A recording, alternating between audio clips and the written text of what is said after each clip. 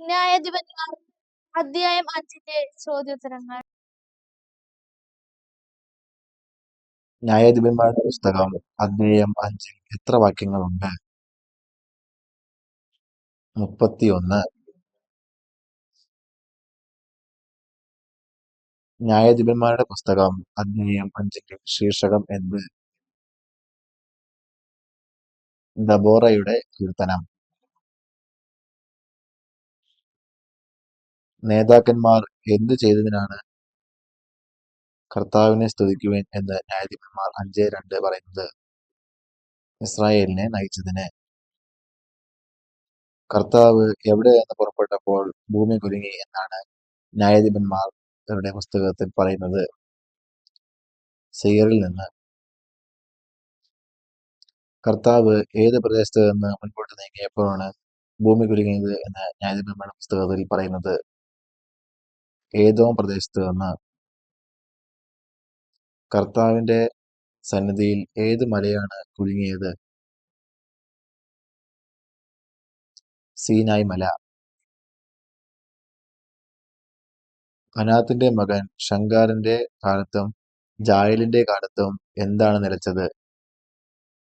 സഞ്ചാരികളുടെ പോക്ക്. ആര് ഇസ്രായേലിന്റെ മാതാവായി തീരും എന്നാണ് ന്യായാധിപന്മാർ 5:7 പറയുന്നത്? ദബോറ. എന്റെ ഹൃദയം ഇസ്രായേലിനെ എന്ത് തിരയുന്നു എന്നാണ് ന്യായാധിപന്മാർ 5:9 പറയുന്നത്? സേനാപതികളിലേക്ക്. അഭിനോമാവിന്റെ മകൻ ആരാണ്? ബാറക്. ഏത് ഭവനങ്ങളിലാണ് ആഴത്തിൽ ഹൃദയപരിശോധന നടന്നത്?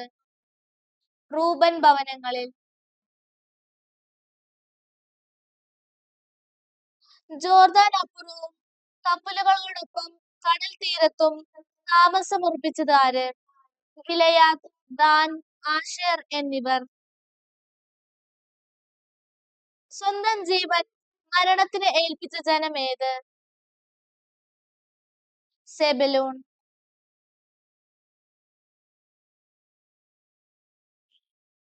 ആകാശത്തിൽ എന്ത് യുദ്ധം ചെയ്തു എന്നാണ് ന്യായാധിപന്മാരുടെ പുസ്തകം 5:20 പറയുന്നത്? നക്ഷത്രങ്ങൾ. കിഷോൻ പ്രവാഹം അവരെ എന്തു ചെയ്തു? ഒഴുക്കിക്കളഞ്ഞു.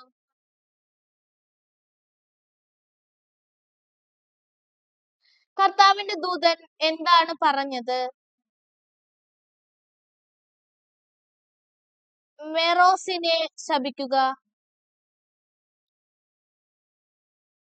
കെന്യനായ ഹെബേറിന്റെ ഭാര്യ ആരാണ്? ജായേൽ.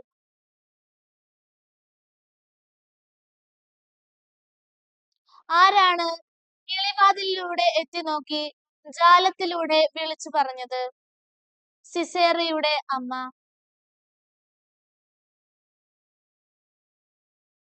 നിന്റെ സ്നേഹിതർ ശക്തിയുള്ള എന്തിനെ പോലെ ആകട്ടെ എന്നാണ് ന്യായാധിപന്മാർ 5:31 പറയുന്നത്? ഉദയ സൂര്യനെ പോലെ.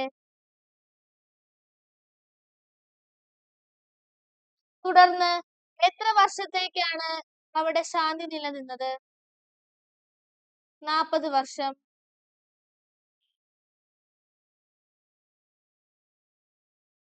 ന്യായാധിപന്മാരുടെ പുസ്തകം 6 അധ്യായത്തിന്റെ ചോദ്യോത്തരങ്ങൾ.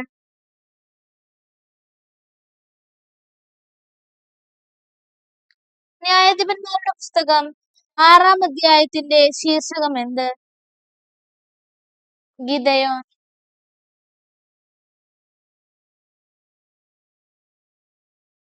ന്യായാധിപന്മാരുടെ പുസ്തകം 6-ാം അധ്യായത്തിൽ എത്ര വാക്യങ്ങളുണ്ട്? 40.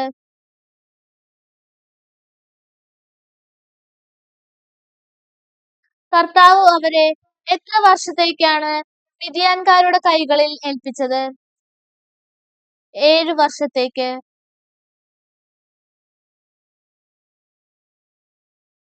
ഇസ്രായേൽക്കാർ എന്ത് വിതച്ചു കഴിഞ്ഞപ്പോൾ മിദ്യാൻകാരും അമലേക്യരും പൗരസ്ത്യരും വന്നവരെ ആക്രമിച്ചിരുന്നത്?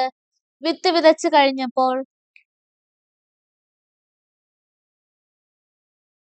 അവർ ഇസ്രായേലിനെതിരെ താവളമടിച്ച് ഏത് പരിസര പ്രദേശം വരെയുള്ള വിളവെല്ലാം നശിപ്പിച്ചിരുന്നു? ഗാസയുടെ പരിസര പ്രദേശം വരെയുള്ള. ആര് നിമിത്തമാണ് ഇസ്രായേൽ വളരെ ശോഷിച്ചത്? മിദ്യാൻ നിമിത്തം.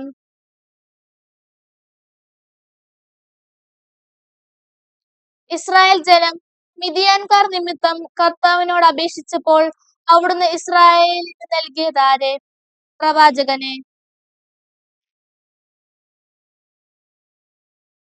നിങ്ങൾ വസിക്കുന്ന ദേശത്തെ ഏതു ദേവന്മാരെ നിങ്ങൾ വന്ദിക്കരുത് എന്നാണ് ദൈവമായ കർത്താവ് അരുളി ചെയ്യുന്നത്? അമോര്യരുടെ ദേവന്മാരെ. യോവാഷ് ഏതു വംശജനായിരുന്നു? അബിയേസർ വംശജനായിരുന്നു.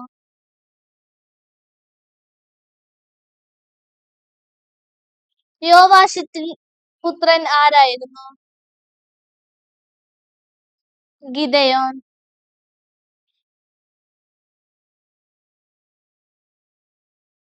കർത്താവിന്റെ ദൂതൻ ഗിദെയോന് പ്രത്യക്ഷപ്പെട്ട് പറഞ്ഞതെന്ത്?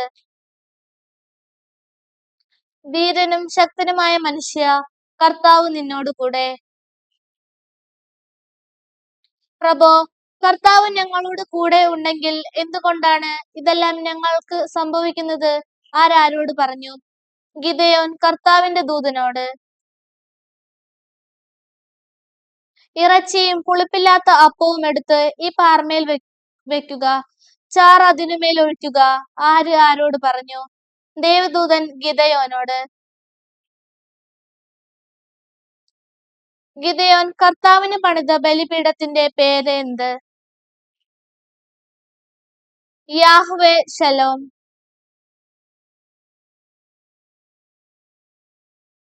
ഏതു വംശജരുടെ ഓഫ്രായിൽ ആ ബലിപീഠം സ്ഥിതി ചെയ്യുന്നത്? അബിയേസർ വംശജരുടെ.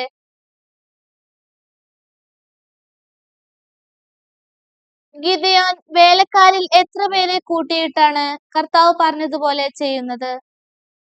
10 പേരെ.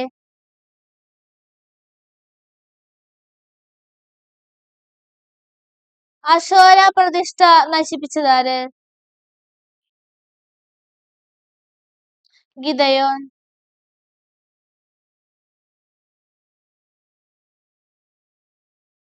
ഗിദെയോൻ ബലിപീഠത്തിന്റെ യാഗപീഠം ഇടിച്ചു കളഞ്ഞതിനാൽ ലഭിച്ച പേരെന്ത്? ജബുബാൽ.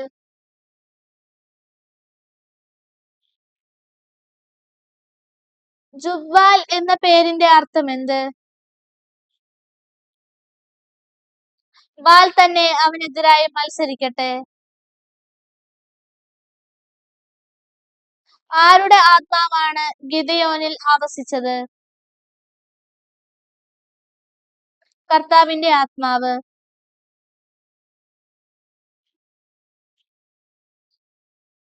ഏതൊക്കെ ഗോത്രങ്ങളിലേക്ക് ആണ് സന്ദേശവാഹകരെ അയച്ചത്? ആശേർ, സെബലൂൺ, നഫ്താലി എന്നീ ഗോത്രങ്ങളിലേക്ക്.